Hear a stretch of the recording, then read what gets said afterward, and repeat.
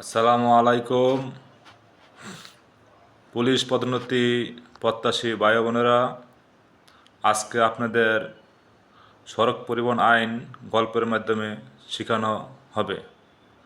গল্পটি হলো, সাইফুল নামক ব্যক্তি শরীয়তপুর থেকে মোটরযান নিয়ে গোপালগঞ্জের উদ্দেশ্যে রওনা হইলে পথিমধ্যে সার্জেন্ট বা এসআই তার ড্রাইভিং লাইসেন্স দেখিতে চাইলে সাইফুল নামক ব্যক্তি তা দেখাইতে অক্ষম।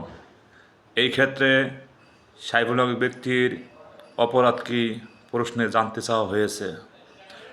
তাহলে সাইফুল নামক ব্যক্তি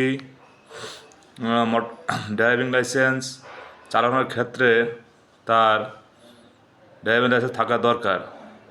এটা বলা হয়েছে সড়ক পরিবহন আইনের 4 ধারায়, এবং সড়ক পরিবহনের 4 ধারার বিধান বা শর্ত লঙ্ঘন করিলে তাহার শাস্তি সড়ক পরিবহন আইনের 66 ধারায় বলা হয়েছে।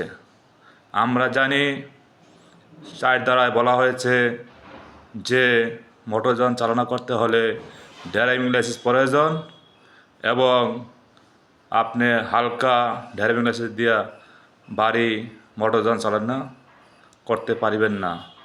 কিন্তু বাড়ি ড্রাইভিং লাইসেন্স থাকলে আপনি হালকা ড্রাইভিং লাইসেন্স বা হালকা গাড়ি চালাইতে পারিবেন।